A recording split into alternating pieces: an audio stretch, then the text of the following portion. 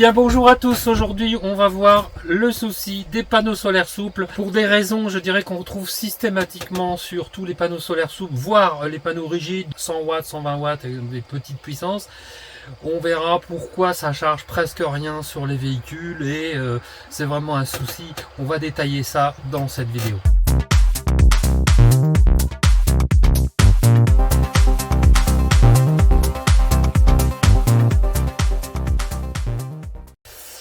Alors, vous savez, dans mes chantiers électricité, il y a beaucoup de clients qui me parlent de panneaux solaires, de puissance. Ils me disent, oui, j'ai un panneau solaire de 200 watts ou 300 watts. Et puis, bon, je trouve que au final, c'est peut-être pas assez. Je vais en mettre un peu plus puissant. Non, c'est pas ça le problème. Dans les panneaux solaires, vous avez deux caractéristiques. Certes, celle qui est connue, c'est la puissance. Donc, plus on a de puissance, plus ça charge quand même. Seulement s'il y a du soleil. Ça, c'est vraiment un truc à bien mettre en mémoire. Et ensuite, le deuxième argument, le deuxième élément technique, c'est que pour que le panneau solaire charge vos batteries, vous avez besoin de panneaux solaires qui ont une tension nominale de fonctionnement qui doit être assez élevée. Et donc là, j'ai tout dit. Dans les panneaux solaires souples, vous regardez derrière sur l'étiquette ou sur le site sur lequel vous achetez ça. Très souvent, des panneaux sont à 19 volts, 20 volts, 21 volts. Sachez que ça, c'est une tension lorsque le soleil est au taquet, à midi, au Sénégal. Enfin bref, lorsque vous avez 1000 watts au mètre carré d'ensoleillement, bon là, vous pouvez espérer effectivement atteindre la puissance maximum et en même temps cette fameuse tension. Sur les premières heures du matin, vous savez, le soleil quand il est plus bas, et jamais de la vie vous aurez la tension nominale, vous aurez quelque chose de bien inférieur. Donc le souci il est là, c'est que votre batterie va commencer à charger, non pas à 9h du matin, mais peut-être bien à 11h, j'exagère pas, et même dans certains cas risque de ne pas démarrer du tout. C'est un souci lié au MPPT, que ce soit les boîtes bleues ou d'autres marques. Il y a toujours, je dirais, la nécessité d'avoir une tension assez supérieure par rapport à la tension de la batterie pour que le MPPT se déclenche. Donc ça, si vous avez une tension très basse, il se déclenche jamais. Donc on va voir ça en détail par la suite avec quelques tableaux de chiffres, quelques aspects techniques pour vous montrer un petit peu de quoi je parle. Et ensuite, je vais vous montrer comment j'ai fait pour monter des panneaux solaires sur mon Vito. Vous savez que je suis en train d'aménager, alors c'est sûr, ça va pas vite, parce que j'ai vraiment beaucoup de travail. Donc ça va pas vite, mais j'ai installé des panneaux solaires. Alors, je dis que les panneaux solaires souples c'est pas bon. Vous comprendrez après qu'il y a des solutions en fait pour quand même se servir de panneaux solaires souples. Des solutions pas très compliquées, mais bon voilà, il faut les mettre en œuvre. Et donc c'est donc pour ça que j'ai quand même mis des panneaux solaires souples sur le Vito, puisque là j'ai une volonté vraiment majeure avec c'est un second véhicule, le Vito, je garde mon camion là bien sûr. Le Vito il est fait pour passer sous les barres de 2 mètres. Alors, il y a beaucoup de gens qui veulent ça. Bon, moi je reconnais que d'être debout dans un véhicule, pour moi il n'y a pas photo, c'est fondamental. Maintenant le deuxième véhicule, quand je vais dans des lieux où il y a des barres de 2 mètres partout, voire des barres d'1,90, voilà, je ne pouvais pas prendre la solution panneau solaire rigide. Donc même avec des précautions, je tiens à vous dire quand même que le panneau souple il n'arrive pas à la cheville d'un panneau solaire rigide de qualité. J'ai fait cependant cette installation sur le Vito avec un montage à la Géo trouve tout comme certains m'appellent. Enfin c'est un montage spécial pour essayer de corriger, pour essayer de corriger les problèmes qu'on a quand on utilise ces panneaux souples. Donc c'est original comme tout ce que je fais, et donc c'est à la suite des calculs. Regardez donc ces deux parties, vous verrez, c'est toujours instructif.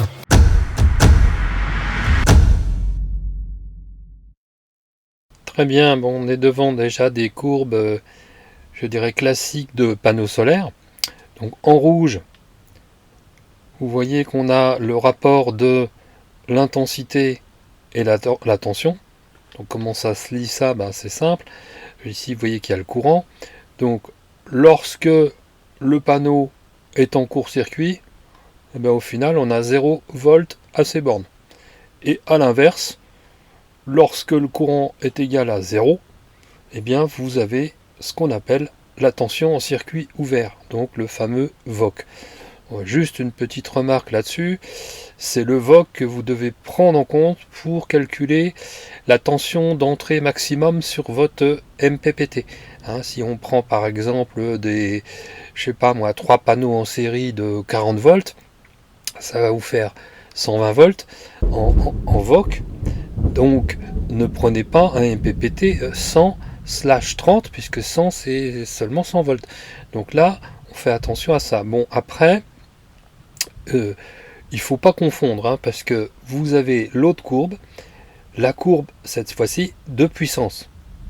Donc vous voyez que en abscisse, on a la tension, mais en ordonnée, c'est la puissance. Donc ici, on a l'impression que la puissance, je dirais, lorsque la tension est faible, que la puissance est proche de 0, pas du tout. Ne prenez pas cette courbe bleue pour raisonner. Donc c'est la rouge qui compte. On va voir un petit peu sur une autre courbe un petit peu plus complexe, ne vous affolez pas. Ici, qu'est-ce qu'on a? Dans ce tableau, très simplement, vous avez la production en puissance, ça va être la courbe rouge. Vous voyez ici, la courbe rouge. Qu'est-ce qu'on a sur un panneau solaire avec un régulateur MPPT? Cette fameuse courbe courant tension. Et quand on connaît l'électricité, on sait que P égale 8. Donc le régulateur MPPT, il va se positionner sur la courbe, ici. Vous voyez le point maximum, qui est noté à 102 watts. Alors ça, c'est un exemple d'un panneau de 200 watts, mais on va dire que dans le raisonnement, ça sera exactement pareil. Ce panneau de 100 watts, il fournit 100 watts lorsque il reçoit un ensoleillement de 1000 watts par mètre carré à une température de 25 degrés. Donc 1000 watts, c'est quoi? C'est en été, plein soleil, voilà, avec le soleil à midi à l'aplomb du panneau solaire. C'est vraiment le max du max. Donc vous voyez que ce panneau solaire, qui a une tension en circuit ouvert de 21 volts, on ne voit pas trop sur la courbe, mais c'est 21 volts. Donc en réalité, pour son point maximum de puissance, vous avez une tension de 18 volts,1. Donc c'est ce que j'expliquais dans mon préambule dans la vidéo. Quand au maximum un panneau solaire a une tension de 18 volts, on arrondit, c'est un gros problème puisque le régulateur MPPT a très souvent besoin de 5 volts de plus que la tension batterie. Donc si on parle lithium, une batterie c'est aux alentours de 13 volts si elle n'est pas trop chargée. 13 plus 5 ça fait 18, donc vous voyez le topo. Là on a 18 volts, si et seulement si on est à la puissance maximum avec 1000 watts crête. Donc c'est pour ça que ça ne fonctionne pas les panneaux souples, parce qu'ils sont tous pareils, les souples, ils ont des tensions de fonctionnement de 18, 19, des fois 20 volts. Donc c'est lorsque le panneau débite, alors ici c'est 5 ampères. Donc 5 ampères multiplié par 18 volts, ça fait une centaine de watts. 100 watts, c'est le maximum d'un panneau de 100 watts. Donc c'est vrai qu'on peut dépasser, mais bon, franchement, 1000 watts au mètre carré, c'est déjà pas mal. Vous pourriez en avoir 1100 watts peut-être, mais bon, on va pas partir là-dedans. Donc regardons ce qui se passe, en fait, c'est ça le hic, c'est en vrai, dans la vraie vie, vous aurez un court instant 1000 watts au mètre carré, d'accord, mais vous avez en pointillé ici après une courbe à 750 watts au mètre carré. Donc, vous savez, c'est quand même déjà très élevé, parce que on parle de 75% d'ensoleillement, 750 au lieu de 1000, ça va faire 75%. Et là, vous voyez déjà, tout de suite, on chute à 66 watts. Surtout, regardez ici, on a une tension qui est de l'ordre de 17 volts. Donc, je vous parlais de 18 milli, à 17, walou, il n'y a rien qui se passe, ça ne charge pas du tout. Donc c'est pas tellement que le panneau va pas être beaucoup puissant, mais il va pas charger. Donc soyez attentifs, c'est vraiment pas un détail. Après, ben, c'est de pire en pire, hein, puisque à 400 watts au mètre carré, ben, ça correspond à quoi ça correspond à une situation qu'on trouve tout le temps. Là, par exemple, là, je suis en Aveyron, ben, très bien, sauf qu'il y avait du soleil, puis tout d'un coup, paf, il y a un orage qui démarre. Eh bien, à mon avis, on est très très en dessous des 400 watts au mètre carré, hein, parce que je pense qu'on est plutôt aux 200, voire 100. Vous voyez, donc ça chute très vite les panneaux solaires, méfiance. Alors, 400 watts au mètre carré, regardons la tension 15 volts 2. Donc là, on est dans les choux complets, quoi. Et la charge ne se produira pas du tout. Alors je vous parle pas de quand il y a des gros nuages avec 200 watts au mètre carré, 12 volts 7, là on est carrément en dessous de la tension de batterie. Donc là, vous voyez cette courbe rouge, elle est vraiment importante. Et surtout, prenez conscience que pour faire les calculs solaires, il faut faire des simulations à 1000 watts, 750, 400, 200, voire 100. 100 watts au mètre carré, c'est bien payé quand il pleut ou quand il y a des très gros nuages. Hein. Donc regardez un peu, un panneau de 100 watts, il va vous donner 5 watts. Je l'ai mesuré, hein. C'est pas que des courbes théoriques. Bien, bon, on va essayer de faire plus simple. Quel panneau il faut choisir? Donc, bah là, ça va pas être compliqué. Je vous ai fait une simulation avec les panneaux souples. Vous voyez, j'ai marqué 21 volts de tension en circuit ouvert. Ça correspond, comme on l'a vu sur la courbe du dessus, à 18 volts,1 quand on est à 1000 watts de soleil au mètre carré. Hein, c'est pas des watts électriques. On parle d'ensoleillement. Et puis, bah, dans ce tableau, bah, vous avez très simplement en rouge, et ben, quand le panneau il sera totalement insuffisant pour faire démarrer la charge de votre MPPT. En dessous de 18, c'est même pas la peine. Donc vous voyez, à 750 watts, pourtant à 750 watts au mètre carré, il y a quand même du soleil. Hein, et ben le régulateur il démarre pas. Donc ça c'est en rouge, c'est niet. 400 watts c'est niet, donc vous voyez que les panneaux solaires, c'est ce que je dis, hein, ils vont charger entre 11h30 et 14h, quoi. Bon, donc vous perdez énormément d'heures de charge de votre batterie, indépendamment du fait que le panneau il est de petite puissance, mais ça c'est autre chose. Donc ce tableau il n'a rien à voir avec la puissance, hein. C'est simplement les tensions nominales. Regardons un petit peu au fur et à mesure que la tension nominale augmente. Hein, on a commencé avec les panneaux souples 21. Bah, par contre, on peut continuer avec les panneaux rigides. Hein.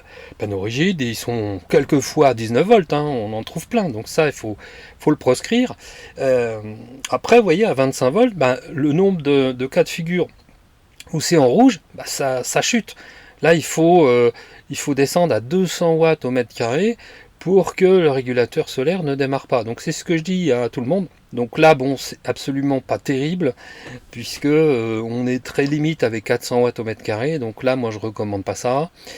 Le minimum que je recommande, c'est la troisième colonne avec du 25 volts, au moins 25 volts en nominal. On appelle ça la tension VMP. Rien à voir avec la tension VOC de 30 volts. Donc bon, il y a toujours un écart de 5-6 volts en gros. Là ici, pourquoi? Bah parce que vous voyez, vous démarrez à quasiment 26 volts à 1000 watts, 24 volts à 750, 21 à 400. Et ben, vous avez encore un petit peu plus de 18 volts à 200 watts au mètre carré. Donc ça veut dire qu'il va être en défaut seulement quand on sera à 100 watts au mètre carré, c'est-à-dire 10% de la puissance du panneau. Et ben, c'est ce qu'on trouve quand il fait très mauvais, quand il pleut, on n'est même pas là-dessus. Donc bref, là, quand il fait très mauvais, on a juste une toute petite partie où le panneau va être en défaut. Pareil pour 35 volts, vous voyez, ça change rien. On a l'ensoleillement à 100 watts au mètre carré qui crée un défaut. Pareil pour 40 volts, donc vous voyez, il faut monter quand même assez haut pour pouvoir récupérer de la charge lorsque vous êtes à 10% d'ensoleillement. Là, je fais le calcul, c'est en 37 volts en tension VMP, donc ça fait à peu près 43 volts en VOC. Si vous avez 37 volts, ben, vous voyez, ça chute 37, 35, 31, 26 et 18,2. Donc là, même à 100 watts au mètre carré, le régulateur solaire se met en route. Donc c'est vraiment, on parle du temps de charge de votre panneau solaire, hein, pas de la puissance. C'est bien beau d'avoir de la puissance, mais si le régulateur solaire ne s'enclenche pas, ben en fait, ça ne charge pas. Donc, faites attention. Après, comment on fait pour s'en sortir de ce problème? Si jamais vous avez des panneaux solaires qui sont 19 volts, 20 volts dans ces eaux-là. Vous voyez que c'est une catastrophe, comme je l'ai dit en préambule dans la vidéo. Néanmoins, si vous mettez deux panneaux solaires de 20 volts en série, série, parallèle, c'est pas pareil. En série, les tensions s'ajoutent. Donc vous mettez 2 fois 20 volts, et ben vous allez directement sur la colonne 40 volts. Vous voyez, vous êtes quand même vachement bien. Des panneaux en série, c'est comme ça que vous allez sauver votre histoire. Donc vous verrez dans le Vito, eh bien oui, j'ai des panneaux qui sont pas bons du tout, hein, c'est des 18-19 volts, je sais plus, mais j'en mets carrément 3 en série. Comme ça, je dépasse les 50 volts, et là je suis bon, je dirais, en termes de charge, dès les premières heures du matin, ça commence à charger. Alors évidemment, ça charge avec une puissance restreinte, mais vous savez, 1 watt plus 1 watt plus 1 watt, ça fait des wattheures, des kilowattheures à la fin de la semaine. Hein. Donc c'est vraiment pas un détail. Donc mettez vos panneaux en série. Donc en série, ça veut dire on prend le plus d'un panneau, on le met sur le moins de l'autre, et donc ils sont comme ça, les tensions s'additionnent. Donc ne faites pas le contraire, en parallèle. C'est le plus avec le plus, le moins avec le moins, et ça, eh ben, vous n'augmentez pas la tension, vous augmentez l'intensité, donc c'est quand même embêtant, parce que quand vous augmentez l'intensité dans des câbles, vous augmentez la chute de tension dans ces fameux câbles, et ça, c'est vraiment encore une mauvaise idée, puisque vous perdez de l'énergie à cause d'un courant trop élevé par la mise en parallèle. Donc, on en est à faire des montages en série. Ça fait très longtemps qu'on a des diodes bypass dans chaque panneau solaire, qui fait que s'il y a un panneau qui est à l'ombre, l'autre continue, il continue à produire sans réduction, quoi. Donc n'hésitez pas à les mettre en série, hein. Dernier point, comment faire pour si votre panneau est déjà monté sur le véhicule? Très simple, hein. Vous prenez un voltmètre, vous regardez ça. Peu importe, hein, vous avez compris, si c'est en plein soleil, vous prenez la ligne 1000 watts au mètre carré, il vous faut, je vous dis, moi, idéalement, une bonne tension, c'est entre 35 et 40 volts, hein, soyons clairs. Hein, si vous ne pouvez pas, et que vous vous dirigez de plus en plus vers la gauche de ce tableau, vous aurez des résultats qui sont pas bons. Donc tous ceux qui ont des camping-cars, les fourgons, et qui ont, je dirais, des tensions trop basses, on prenait un voltmètre, vous mesurez, comme je disais, si c'est en plein soleil, il vous faut 35-40 volts, si jamais il fait très mauvais, il pleut ou je ne sais quoi, il vous faut au moins 18-19 volts avec vos deux panneaux en série, hein, attention. Donc prenez un voltmètre, vous aurez la réponse, hein, pas besoin de démonter le panneau pour regarder l'étiquette qui est en dessous, hein. Là, vous voyez, j'ai fait une installation de panneaux solaires souples sur le toit du Vito. Donc, bien sûr, c'est pas terminé puisque les câbles ne sont pas raccordés. Mais là, je vais vous montrer ce système particulier. C'est que j'ai créé une lame d'air. Regardez bien. Ici, il y a une lame d'air entre le toit du véhicule. Là, on le voit derrière. Il y a 6 à 8 mm de lame d'air sur l'ensemble de la surface. Voilà. Et donc ce système de panneaux solaires, pourquoi c'est pas collé sur la carrosserie? Parce que quand il fait très très chaud, vous devez savoir que les rendements des panneaux solaires diminuent énormément avec la chaleur. Autrement dit, quand c'est collé, le panneau souple, il a un défaut. C'est quand il est collé directement sur la carrosserie, en fait, il a un rendement exécrable. Voilà pourquoi j'ai créé ce système. Alors, en plus, effectivement, donc on voit le principe, c'est que ici, j'ai créé des supports avec l'imprimante 3D toujours, de façon à pouvoir démonter de manière rapide les panneaux solaires. Donc je suis toujours dans l'idée de furtif, hein, ceux qui ont suivi sur la chaîne. Vous voyez qu'ici, il n'y a pas de fenêtre. Concrètement, en réalité, on a une fenêtre. Il y a un support à l'imprimante 3D qui a été fait pour pouvoir faire reculer la fenêtre par rapport à la carrosserie. Donc j'avais montré ça déjà dans d'autres vidéos. Et du coup, donc, les panneaux solaires, c'est la même chose. Ils sont donc facilement démontables. Vous voyez qu'il y a des petits boulons comme ça un petit peu partout. Donc la particularité du Vito, c'est que il fait 187 cm,5. Là ici, le toit est toujours bombé, hein, mais on s'aperçoit que au milieu, j'ai pas mis de support. Donc du coup, je n'ai pas, à l'endroit le plus haut, je n'ai pas de surépaisseur. Et en fait, on a juste ici, là, une surépaisseur qui va faire, avec le capot de finition qui va venir par-dessus, ça va faire en tout et pour tout 15 mm. Je me retrouve donc à 189 cm. Et bien sûr, vous comprenez l'idée, hein, 189 c'est toujours inférieur à 190, les fameuses barres de hauteur qui sont de plus en plus pénibles. Et donc sur un Vito de cette génération-là, on a la possibilité de passer assurément sous les barres d'un 90. Si on prend des experts et des Jumpy, par exemple, nouveaux modèles, malheureusement, ils font plus de hauteur, puisqu'ils sont à 189,5, sous condition de prendre des compacts. Donc si vous prenez des modèles longs ou extra longs, malheureusement, ils font 193. Donc là, vous n'avez même pas la possibilité de passer sous les barres d'un 90. Concernant les Vito nouvelle génération, là, cette fois-ci, on est sur 1,91 m, donc il les a remontés un petit peu. Raison pour laquelle j'ai fait tout ça, parce que si un jour je prends un Vito plus récent, j'aurai donc 1,91 plus 1,5, ça fera 192,5. Ma foi, on a quand même très souvent une marge de 3 cm sous les barres d'un 90, donc logiquement, ça devrait passer. Alors, si je fais si je prends un nouveau véhicule, je mettrai des capteurs de hauteur, sans doute sur l'avant, qui vont m'avertir, je dirais, si on est vraiment à 193, si on est à 192, on n'ira pas.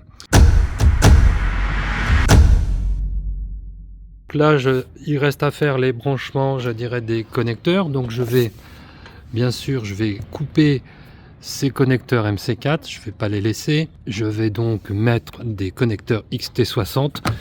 Ici, je vais créer un imprimante 3D à chaque fois un connecteur où je viendrai brancher directement mes fils dessus. Donc je vous montrerai ça dans la prochaine vidéo, mais bon, c'est un peu du détail. Donc il va y avoir 1, 2, 3 boîtiers et puis donc les 3 panneaux solaires. Vous connaissez l'histoire, c'est que si vous en mettez qu'un seul, ça ne peut pas fonctionner puisque la tension nominale de fonctionnement de l'ordre de 18 volts et c'est totalement insuffisant pour pouvoir charger une batterie lithium. Sur les panneaux souples, je ne peux vous conseiller que d'en mettre au minimum 2 en série, bien entendu. Donc vous obtenez donc cette fois-ci 2 fois 18 volts, 36 volts et là vous n'avez plus de problème concernant la charge par panneau solaire flexible.